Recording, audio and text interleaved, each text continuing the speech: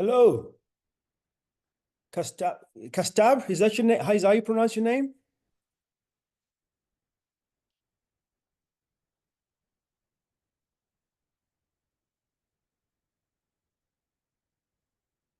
Hello, Kastab, can you hear me? Can you guys hear me? Confirm that you can hear me. Let me know you can hear me with the fire emoji in the chat. Let me know you can hear me with the fire emoji in the chat, then I know you guys can hear me.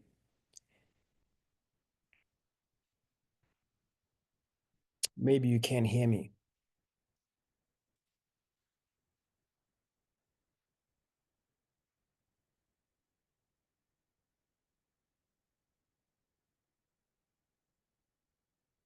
Can you hear me? Can you hear me? Patricia, can you hear me?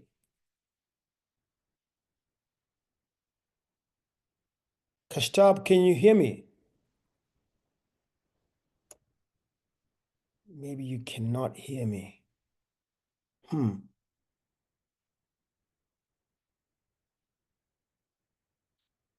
Can you hear me?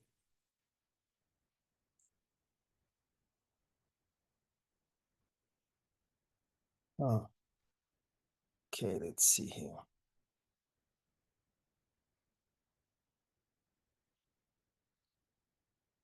Okay, let me see if you guys can hear me here. Can you hear me?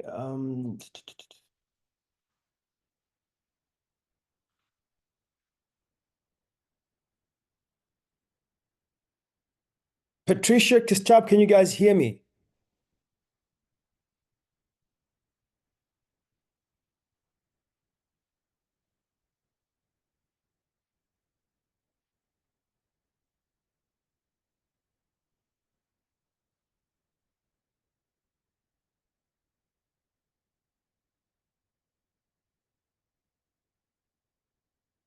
Hmm.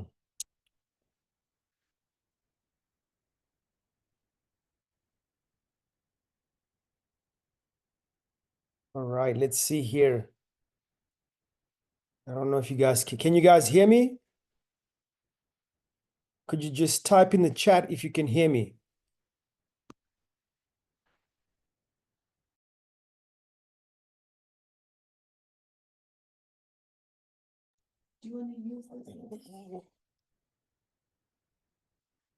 Can you hear me, guys? No?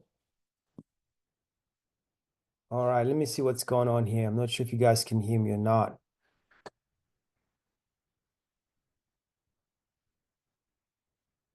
Huh.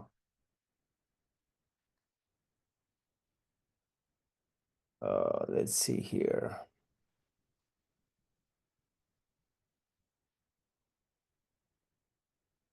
Let me check here and see if my settings are right. And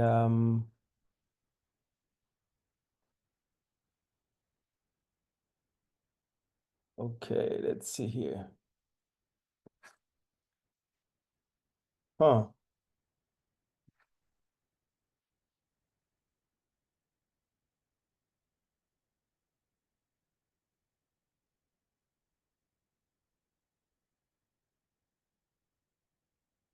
Okay, let's see here.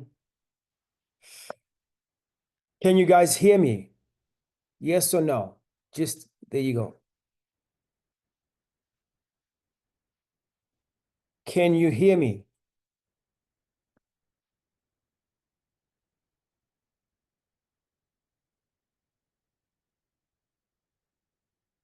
Can you hear me? Can somebody confirm if you guys can hear me? I'm not sure if you guys can hear me or not here. Let me check a few of my settings.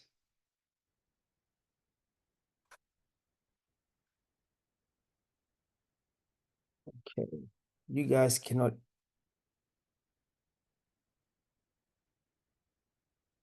Can you confirm you can hear me? Can you hear me?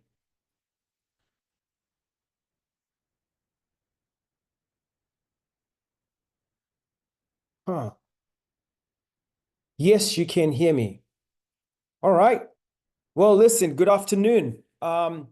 If you could just in the chat window, if you could just type in where you're dialing in from, so I kind of have a sense of where everybody's calling in from. Just in the chat window, just tell us where you're dialing in from. I am dialing in from Dallas, Texas, where right now the temperature I think is about 20 something, maybe 40 now. I don't know. The sun is out, but I know it's cold outside. So I am dialing in from Dallas, Texas. Could you just type in and tell us where you're dialing in from?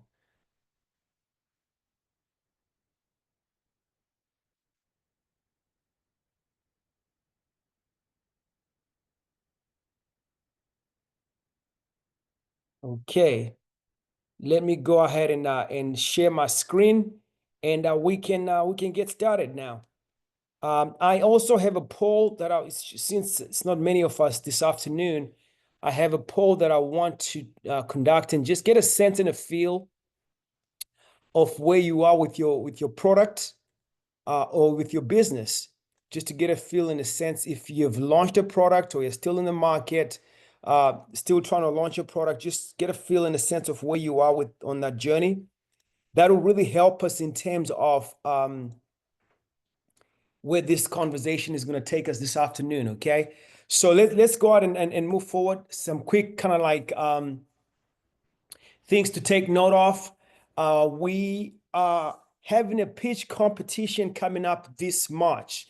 Okay. It's a pitch competition for our top 100 companies on March the 29th.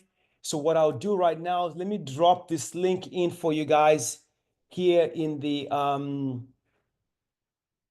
chat window, so you can kind of go to the LinkedIn post and take a look at some of those top 100 companies that we have identified. Let me just push this out to you guys right now so you can have that. And go to LinkedIn and take a look at these companies that have made it to the top 100. Let me drop that in here. Let's see what's going on here. Okay. There is the LinkedIn post. Go take a look at those companies. On March the 29th at 10 a.m. Central, we will have a pitch competition that will run for 2 hours. On this day, we will have a lot of investors on the call.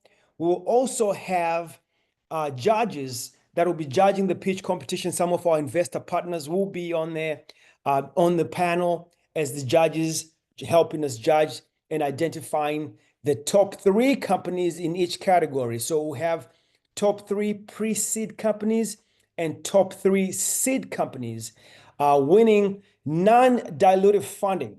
So they'll have an opportunity to actually win some cash that they can put back in their business.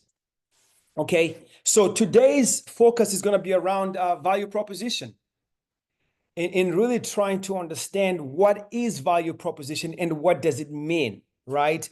So I want to ask a question here just quickly, just to get a feel in a sense. When you hear the term value proposition, what does that mean to you? What does that mean to you? When people say value proposition, what does that mean to you? How do you define value proposition?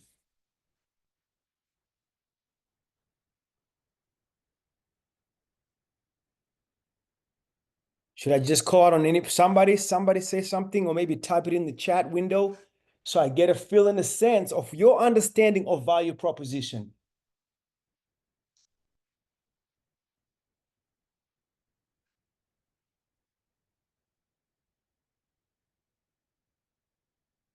Okay, so let's do this then. Well, here's the fundamental question. When you're thinking about value proposition, here's the fundamental question you are trying to answer. Why should customers care for your product? Why should somebody care for your service? That's the fundamental question number 1 that you're trying to answer. So when you think about value proposition, it's what is the value that you're presenting or proposing to the buyer? What is the value of your product? What is the value of your service? Why should they care for it? That is the number 1 question you really are looking to answer in terms of trying to define what your value proposition is in terms of your solution you're offering or your service you're offering. The number 2 question, which is absolutely critical, is Will they pay for it?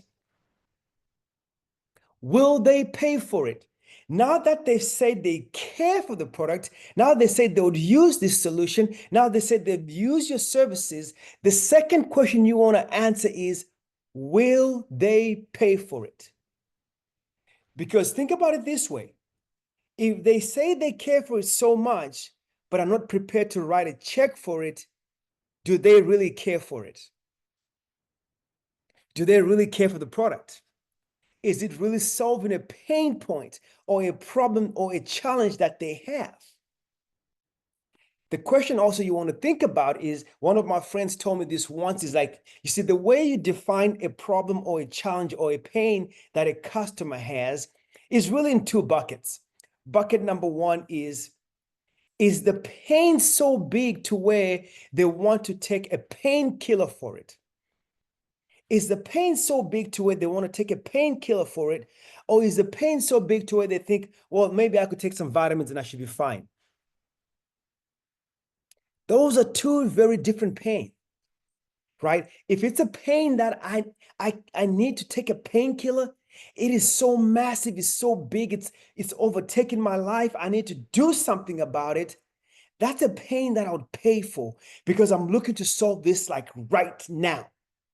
It's an immediate pain that I need to take care of right now, and I need to address it right away.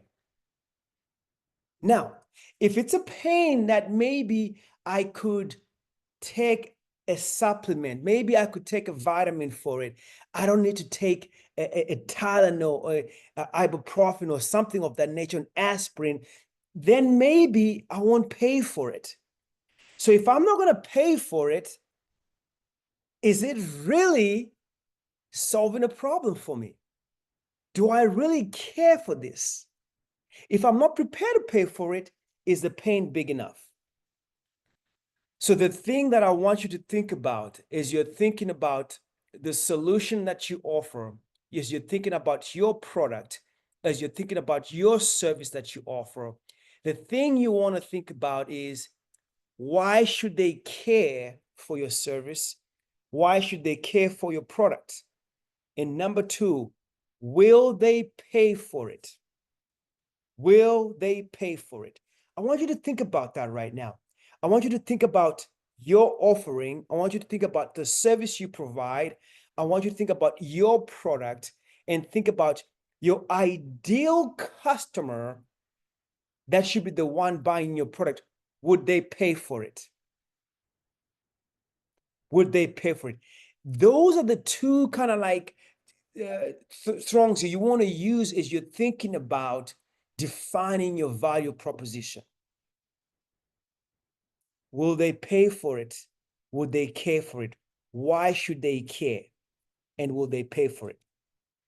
So as you're doing that process and that exercise, one of the things you want to do is you really want to define what we call your ideal customer profile. Who is the buyer of your product? Right? That has to be clearly defined to where you absolutely understand who your ideal customer profile is. I want you to think about who we are as raised as a company. I want you to think about the problem that we solve. And I want you to think about our ideal customer profile. But I also want you to think about yourself with your product or your company and who your ideal customer is. So I'll give you a good example. For us at Raise, because we are a two-sided marketplace, we have two customers, we have two buyers. The first buyer is startup founders, whether they're in pre-seed, seed, or Series A. What that really means is they are still very early on in launching their company or in launching their product. So a pre-seed sometimes is defined as they have maybe an MVP, an early MVP, or an early concept. They really don't have customers. A seed company would be one that has a product in the market, has some customers, and maybe are starting to get some traction. And Series A means they're really on that growth trajectory. They are really ramping up and penetrating the market. That's who our ideal customer is on the startup and founder side of it. Now, on the second side of the marketplace for us at Raise, our ideal customer is also the investor. And why is that important? Because investors are constantly looking for deals. They are constantly looking for companies to invest in. And there are so many different ways in which they try to find companies to invest in. Now, when you then look at investors, they are in buckets or tiers we define them. There's the tier one investor, the tier two and tier three microfinance, family offices, and angels. Our ideal investor profile from a customer standpoint is tier three, microfunds, angels, and family offices. That's where the pain is so big to where they want to take a painkiller for it. If we go to tier two and tier one, the pain is not as big there. So they may want to take a supplement for it. They may not want to pay for it. But then if you go on the founder side of things, if you go to Series B and Series A, those are companies that have been in the market for a little bit of time. They've got a lot of customers, a lot of traction, and they're super attractional to investors. They may not need our services, so we don't target them. So when you think about your ideal customer profile, this becomes critical because you need to really know who your customer is, why they should care for your product, and if they'll pay for it. Here's the definition. An ideal customer profile is defined as the type of company or customer that would benefit the most from your product or service. Companies that fit your ICP or ideal customer profile are most likely to buy and continue to use your product, making them extremely important for your business growth. So think about that. If a customer is only prepared to buy your product one time and not use it again, are they your ideal customer profile? Is that somebody who you want to target? So one of the things that I want to encourage you to do is when you go back and you're looking at your company and your product, depending on where you are on the spectrum, right? Do you already have a product in the marketplace? Do you have customers that are paying customers in the marketplace? If you don't have a product in the marketplace today, so you still have to do quite a bit of research to really understand who your ideal customer profile is. If you have some customers in the marketplace, here's an exercise that's absolutely critical that you need to do to really help you understand in defining who your ideal customer profile is. So you want to take a look at all the customers you have, and you want to do an assessment. The assessment is going to look something like this. You want to take a look at the customer, the size of customer. Is it a company? Is it an individual? If it's a company, how many employees do they have? What type of products do they sell? You want to understand all that stuff, right? Who do they sell to? Why are they buying your product?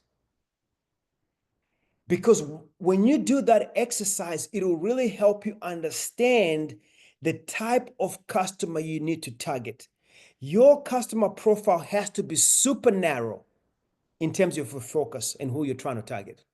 Think about us at Raise.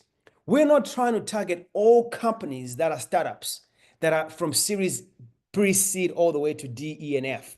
No, because they're not going to buy our products. They may like it, they may like what it does, but they're not prepared to pay for it. So we are super narrow in our focus on who we are targeting on the founder side. On the VC side for us, because we're a two-sided marketplace, we're targeting specific funds that have the biggest pain point. So you really want to define this to almost a scientific approach, understanding who your ideal customer profile is and why they should care. It's the exact same thing we do here at Raise for founders. What we do for founders is we know for founders, it is a pain point for them to raise capital. It is a pain point for them to identify the right VCs to talk to. It's a big challenge. There are over 40,000 VCs in the world. Where do you start? Do you just send out a blast email to all VCs? Oh my gosh, can you imagine how much that's going to cost you to do that? And your emails are going to go into the spam folder and junk folders. Nobody's going to see it. So what we do at Raise, streamline that process for you using AI and machine learning and identifying the ideal investor profile that has an interest to invest in your company. Through that process, we are able to save you hundreds of man hours and cutting your fundraise process from 8 to 10 months to about 4 to 3 months, 3 to 4 months. But more importantly, talking to investors that want to talk to you. That's our value proposition to founders. So you need to be able to have a value proposition to an ideal customer profile that's well and clearly defined. I'll stop there for now and say questions, comments. You can type your questions and comments in the chat window and I'll address those. If you have any questions, comments, just type those in and I'll address any questions you may have at this point.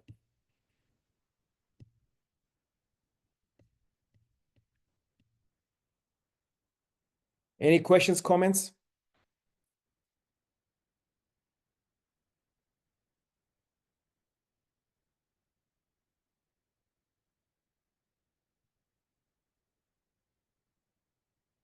Okay, so here are 5 key points that we'll cover today in crafting a compelling value proposition. Here are 5 key points, okay? You may want to write this down, okay? Because this is going to be very important as you're thinking about your ideal customer profile and your product and your offering and why they should care for it. Number 1, you have to have a clearly defined problem that you're solving. It has to be as clear as daylight. It has to be clearly defined. What is the problem you're solving? I'll give you a good example again. I'm going to use Raise for us here. The problem we're solving is it is difficult for founders to identify the ideal investor profile that they need to reach out to for their fundraising process. And it'll take them between 8 to 12 months to be able to do that process and fundraise. With Raise, we'll cut that time into 4 months by identifying the ideal customer profile you're trying to, investor profile you're trying to reach out to. That problem is clearly defined. It's easy for us to articulate it. It has to be clear on what the problem is. Number 2, you need to be able to highlight the unique solution you provide. So for us at Raise, our unique solution is we use machine learning and AI to match investors and founders. So I want you to think about dating. So if you're using Tinder or Match or any one of those dating applications, what they're trying to do is they're trying to match people based on profiles, your likes, your dislikes, your favorite colors, where you like to go out and eat. All those factors are affected in to identifying, the match. For us, we're using the same algorithms in the machine learning and AI based on the problem you're solving, the thesis of the investor, the check size you're trying to get, your location, the industry, the sector, the stage of your business. We aggregate all that data to help match your company to the right investor. So when you have a meeting with an investor, it's going to be a productive and meaningful meeting that you're going to have with them. That's our unique solution value proposition that we're highlighting. So for you, as you're thinking about your solution and the product that you offer, what is your unique solution that you provide? What is your USP? What makes you special? What makes you stand out? Because I want you to think about this. There is a way that they're solving that problem today. How are they currently solving this problem today? Your customers, right? So what makes you different? That's your unique solution. That's your unique value prop. Number 3, you need to be able to quantify the value and benefits. We will be able to save you X over a period of time. That's important because when you're able to quantify that, then it's easily measurable and people get excited about that. Number 4, you need to speak directly to your ideal customer. This is again critical. Going back again, tying it back to the ideal customer profile. You need to be able to speak directly to your ideal customer. Boy, it'd be a waste of time for you to spend hundreds of hours reaching out and marketing to people that don't even understand your solution or the problem you're trying to solve. Waste of time and resources that you don't have. Number 5, like my dad always used to tell me, you need to keep it short, clear, and memorable. Some use the acronym KISS. Keep it short, simple, and sweet. Or keep it simple, short, and sweet.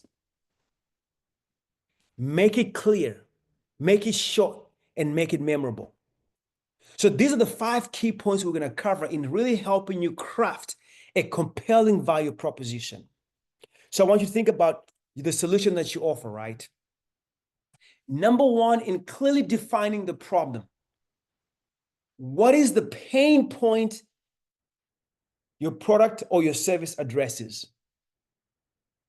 What is the pain point your product or service addresses? I want you to think about Facebook or Meta right now, right? Their core value proposition was around class reunions and being able to connect with people that you haven't seen in years. That's it.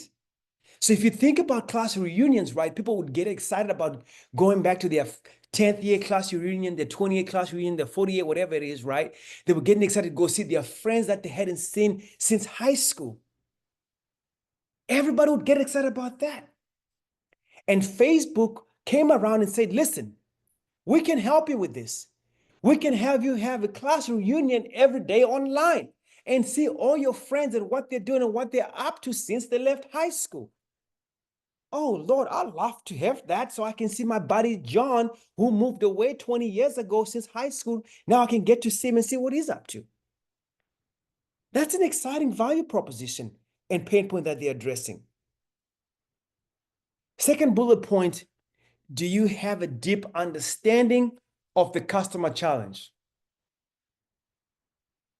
What is their challenge? What is the pain point that they have? What are they struggling with?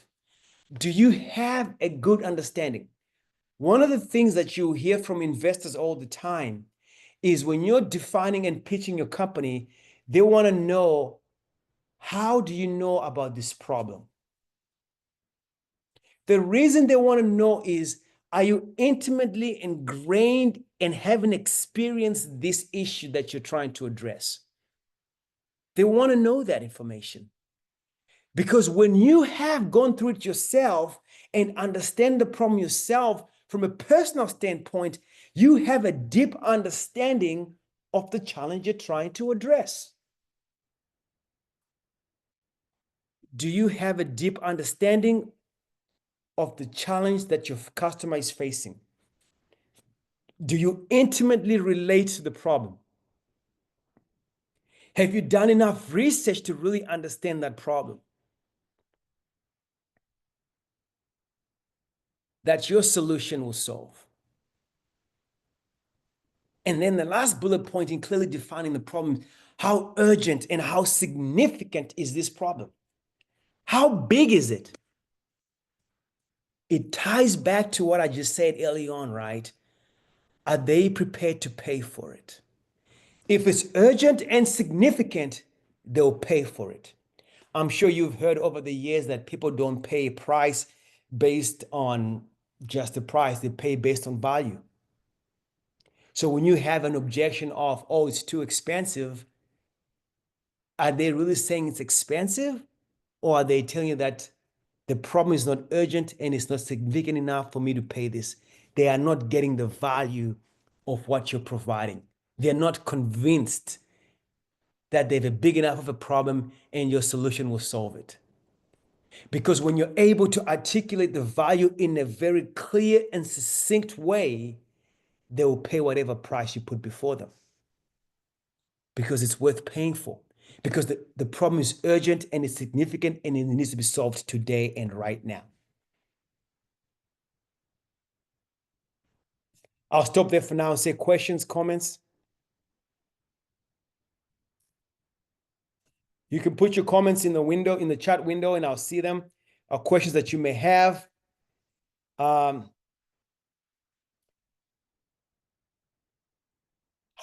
Not sure if you mentioned this, but how does a strong value proposition impact investor interest and funding opportunity? That's a great question, right?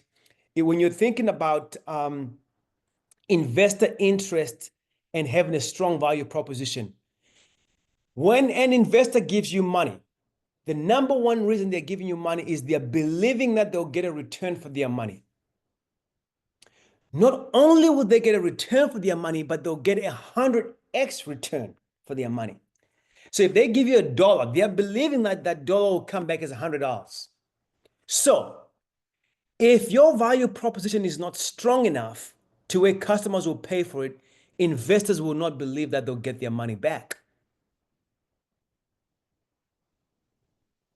Right? So if you don't have a strong value proposition that customers will actually pay for, then investors will not believe that they'll get their money back, because investors are in the business of getting their money back. So if they can't see that or hear that in your presentation, then they'll lose confidence in investing in your company. So the value prop has to be very strong. It has to be clearly defined, and you can show that customers will actually pay for it. When you're able to articulate that in your presentation, in your pitch to investors, then investors get really, really excited and they'll pay for it.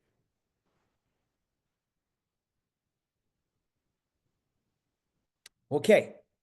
The question that has just come in is, how can you determine the magnitude of the problem the customer is facing so you can give them a pill or a vitamin versus a vitamin?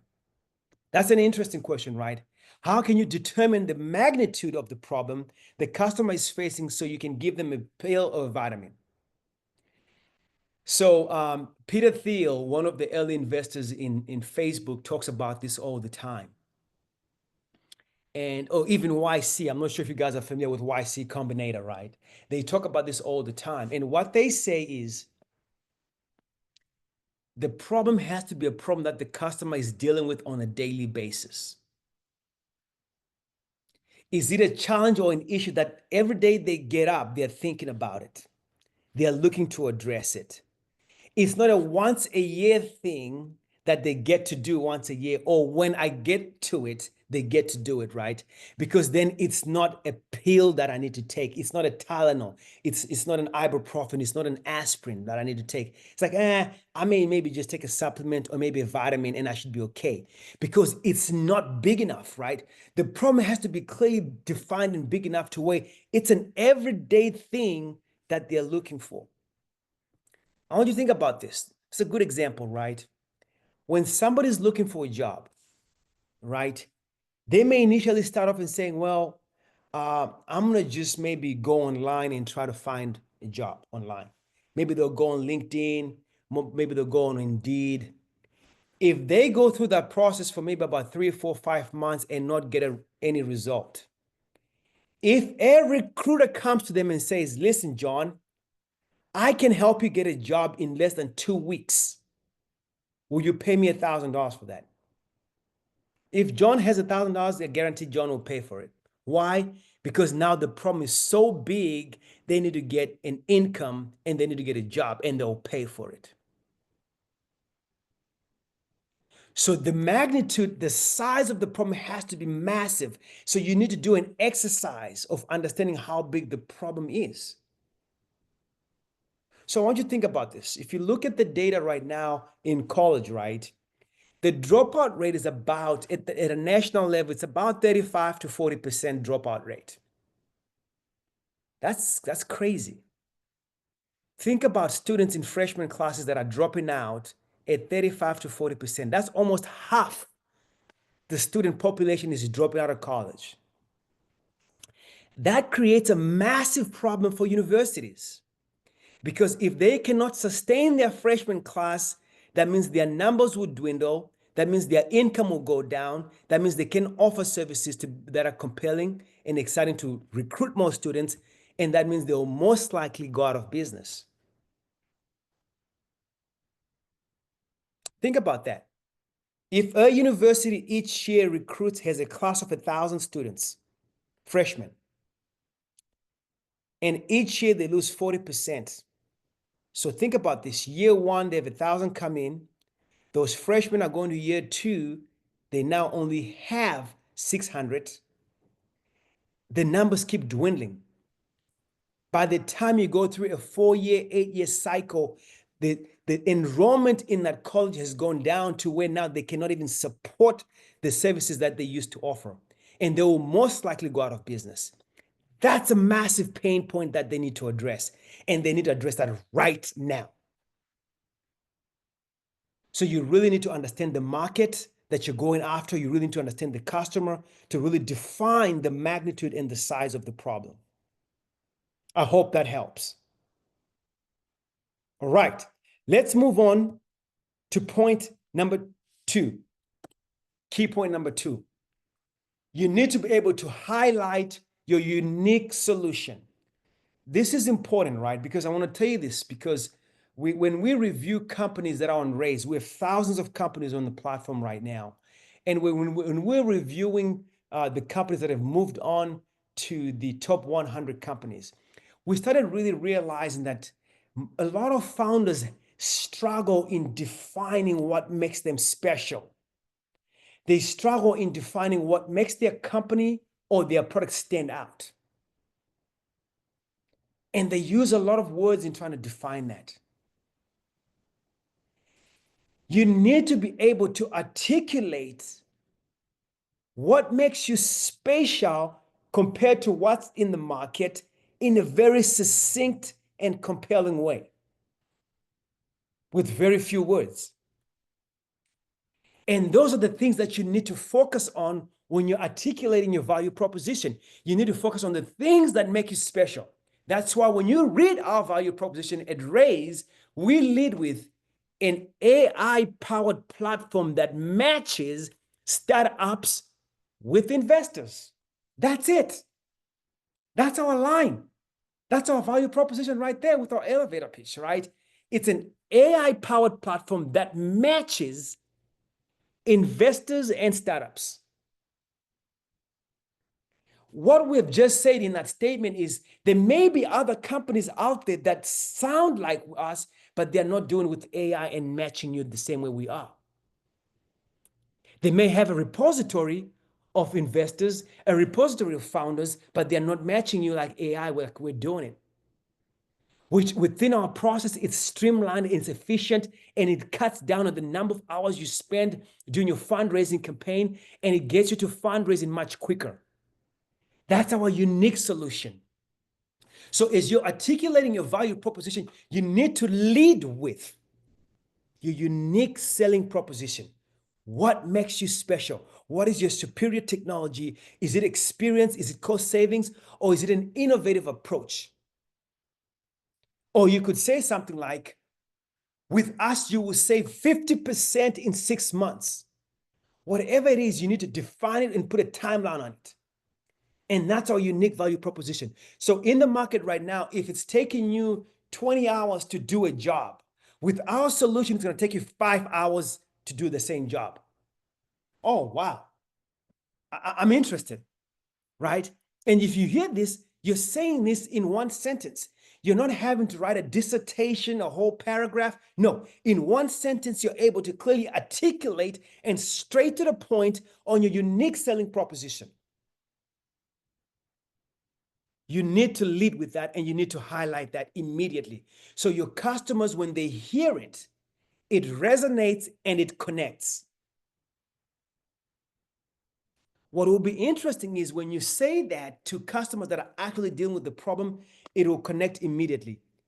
Now, if for whatever reason it's not connecting, the question you need to ask yourself is, are we talking to the right customer?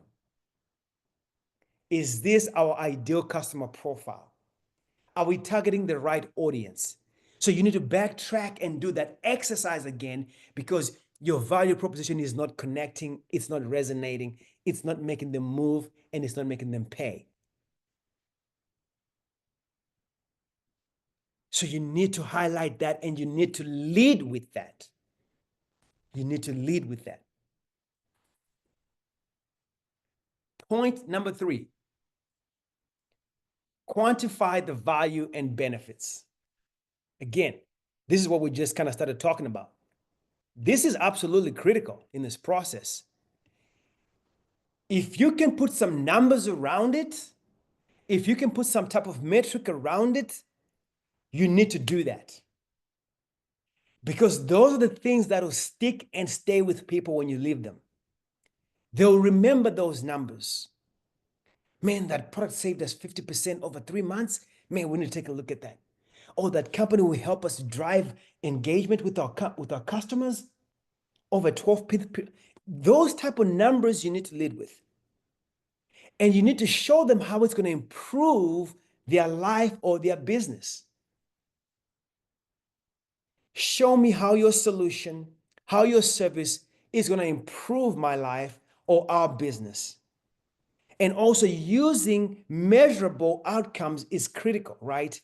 It reduces cost by 30%. It will save you 10 hours per week. It will save you 500 man hours. It will increase engagement by over 50%. That's the impact that people are looking for. So as you're trying to articulate your value proposition, you're crafting your value, those are the numbers you want to put in there. So as you're telling about your product and your service that you offer, you need to drop in your unique value proposition on the front end, your unique selling point, and then within that, add any specific measurable outcomes that they can hang on to. And you want to make sure the impact is clear and it's tangible. They can feel it, they can sense it, and they get excited about it. You want to make sure you're doing these things in crafting your value proposition. Why should they care for this? Will they pay for it? And am I talking to the right customer? Is this the person that will buy it? Is the problem big enough to where they'll write a check for it? They'll need to take a painkiller for this. It's not something that they'll say, well, we'll kick the can down the road and maybe get to it when we get to it. No, no, no, no, no. We need to solve this right now. We need to solve this today. Are you fundraising? If you are fundraising, then you need a tool to help you get to investors quicker and close your round faster so you can stay in business. If you want to do that, then get on Raise. That's our value proposition.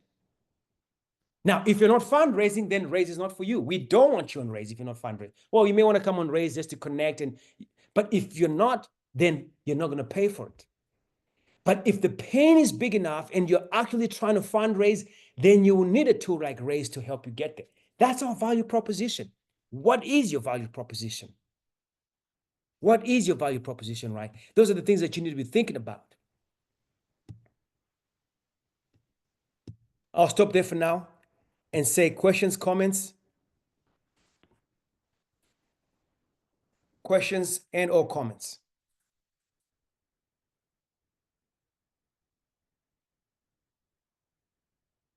Okay? I want to be respectful of your time, so make sure we're providing value to you guys, right? This is one thing that we do for Raise, right? We provide this type of service to people that want the help, to founders that need help, that need support, that need coaching. We provide this, and this is free, absolutely free for you guys. All right. So let's continue. If there are no questions or comments, we'll kind of track along. Let's go ahead into the next bullet point, which is speak directly to your customer, to your ideal customer. I want you to think about this. Can you imagine going in a desert and selling a bottle of water? Can you imagine that? Can you imagine going to a concert, a summer concert, summer jam or something, right? And you're out in the open and it's blazing hot and somebody brings you a bottle of water. Can you imagine the feeling and the excitement that you get from that? Talk about being at the right time, at the right place with the bottle of water. I mean, how many times do we complain about how much we pay for bottled water when we go to different places? We know we can buy a case of bottled water from Costco, from Sam's for $3 for a case of 48. Think about that. We will buy a case of 48 bottles of water for $3 from Costco, from Sam's Club, right? But in the right place with the right environment, for the same bottle of water, we'll pay $3 for it, for one bottle. What's the difference?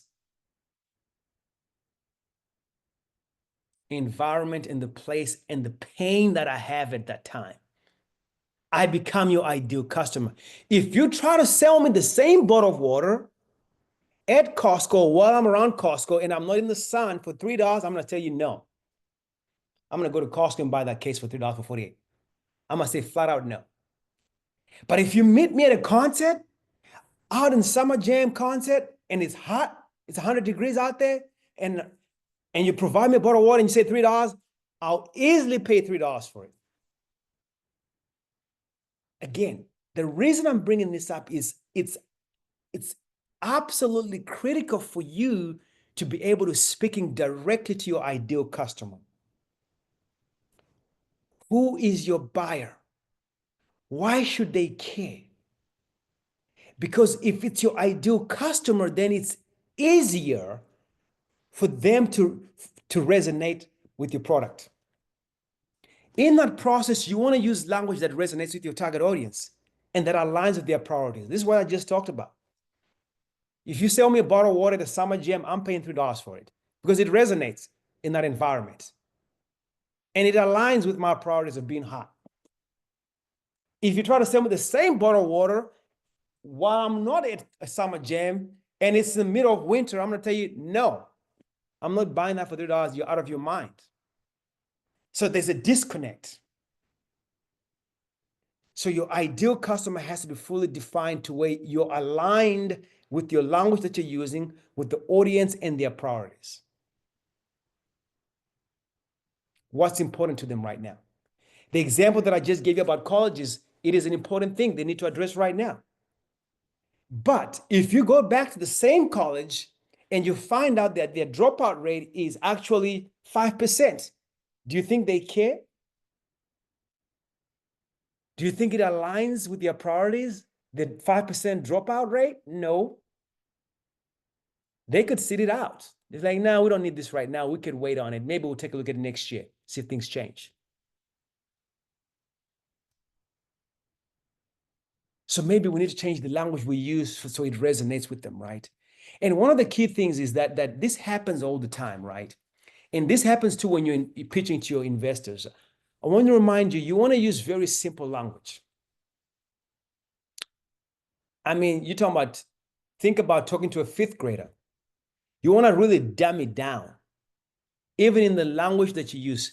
Avoid using acronyms. Avoid using a jargon that is industry specific that nobody understands. They may not even know what it means. Avoid doing that. Just simplify it as much as possible. Again, going back to that KISS acronym, right? Keep it short, keep it simple and sweet. Keep it short, sweet. You know what I'm talking about. Keep it simple and sweet. Keep it sweet and simple. So avoid using big words that nobody understands and just focus on how to solve the solution and how your solution fits within their existing workflow and lifestyle. This is critical, right? One of my friends told me many years ago, he says, Jacob, listen, if you're going to build a solution that hooks onto Google. So it works within their existing workflow. So you're not trying to take on Google, a juggernaut like that, and trying to displace, because that's not going to happen. So you want to provide a solution that kind of fits already into their existing workflow, so they're not having to do additional work to use your product.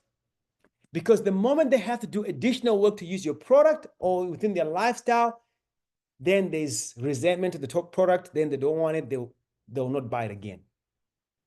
So ideally, what you want to do, you want to make sure that it aligns beautifully within their existing workflow or lifestyle.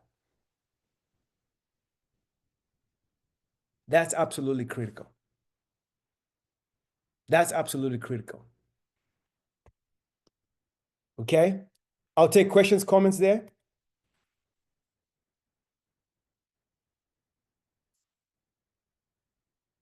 Let me see if there are any, let me check in the chat, see if there are any questions, comments.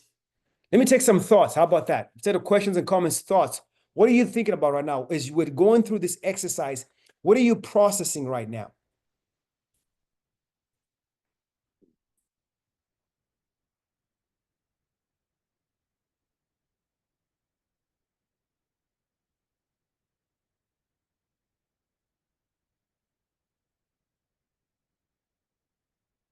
So here's what I'd like to know, right? Before we move on, if you could just type in the chat, what are you building? What is the product that you're building right now? What is the product that you're building right now? What are you building? What is the problem you're trying to solve? If you could just type that in the chat, because this is one of the things we're going to do at the pitch competition this March, right? What we'll do is we'll have every person in attendance, whether they're building a product, they're thinking about a product, they'll introduce themselves in the chat, tell us what they're building, and provide us their raise link, right? That way, investors will get to see what they're building and problems that they're trying to solve, putting you in front of investors, right? So right now, I'd like to know from you guys, what are you currently building right now? What are you building? What are you creating? Do you have a product in the market? Where are you with that? Just type it in the chat just so we kind of know.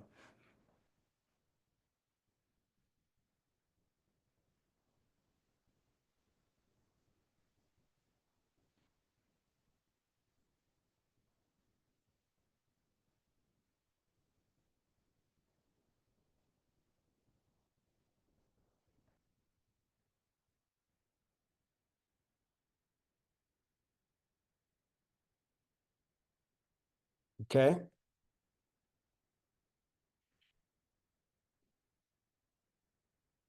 All right. So let's move on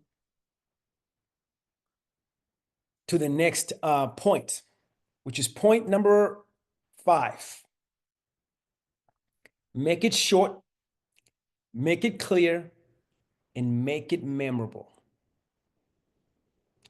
Make it short, make it clear, and make it memorable.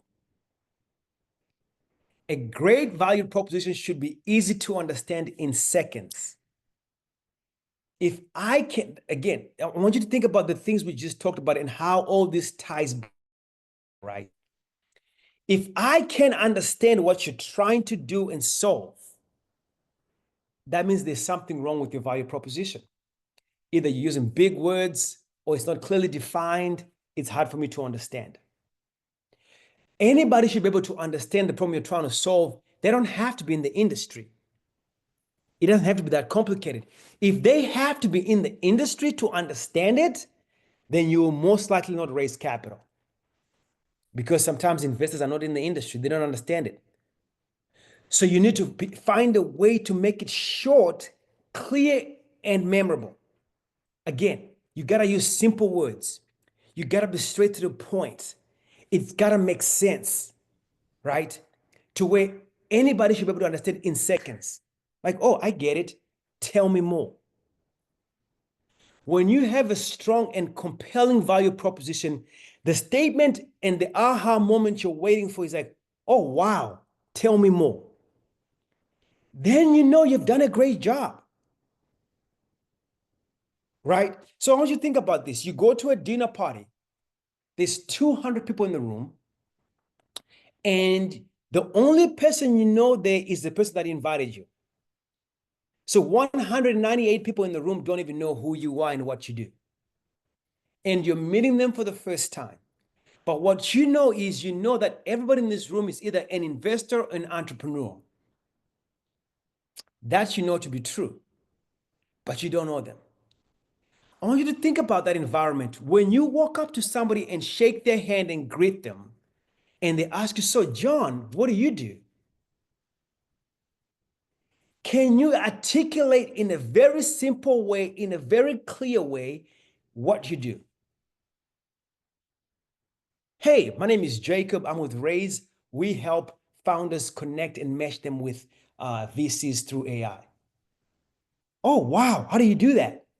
Boom, you got them. The moment you get that aha moment of, oh, wow, how do you do that? Oh, wow, I'd like to learn more. You've got them. But if I'm to tell them, oh, we use AI, Gen AI, then we do algorithms and we measure this and we did it, it's like, it's just too much. It's too much. It's like confusing. Like, stop it. Just tell us straight to the point, make it clear and make it memorable. And look at the second bullet point. Ideally, it should be a one sentence or short paragraph.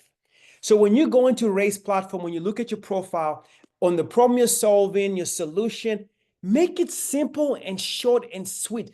Don't write these long dissertations. Nobody has time to read that. Nobody has time to read that. Make it short and simple and straight to the point. So you want to do an exercise where you're testing different variations of your value proposition, right? To see which of these resonates with potential customers. So you may want to use your friend as your test buddies, your guinea pigs, where you're using different variations and tweaking it and changing it. And one of the things that I highly recommend you do is you document this process.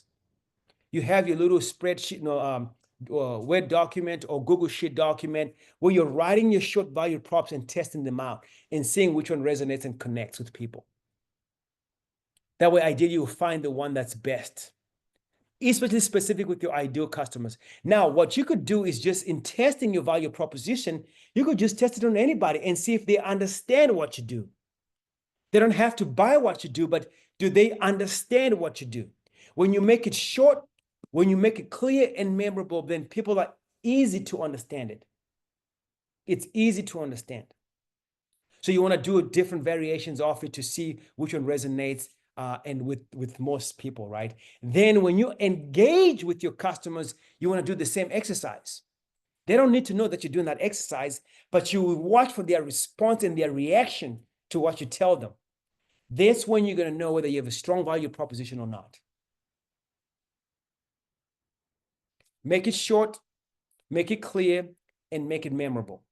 That's important in crafting a strong value proposition. Here's a little bonus tip for you guys. You get this for free today.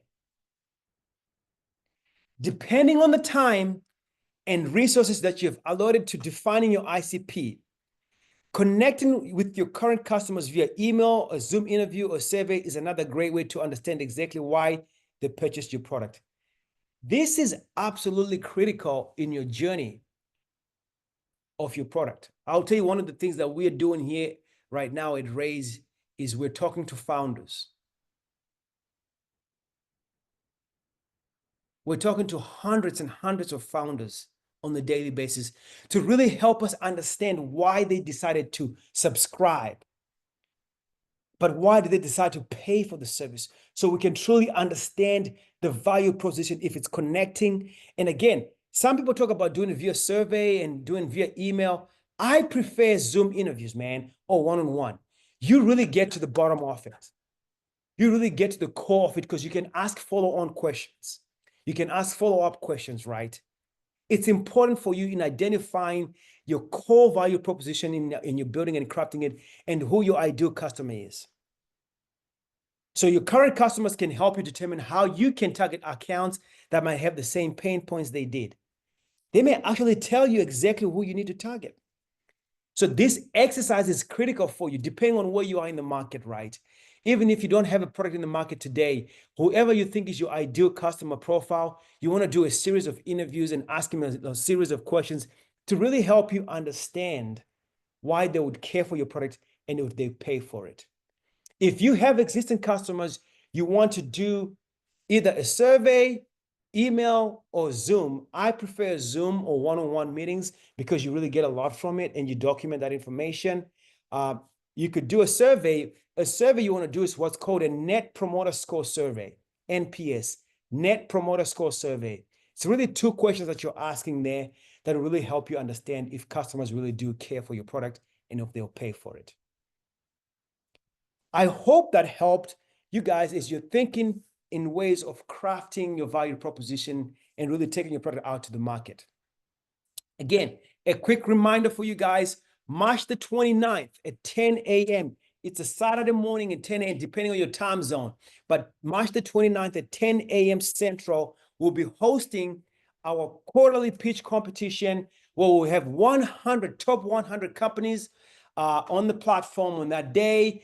Most of those companies already identified on LinkedIn. Go to our LinkedIn, raise_score, and see what we're doing there and follow those companies and repost those companies. We'll have them there. Then we'll have our next pitch competition in June. Now, obviously, if you want to have an opportunity to pitch to investors for the opportunity to win some capital, get some capital infusion, register at the Raise Cap website for the pitch competitions that are on the link. Okay. Thank you all. Have a great day today.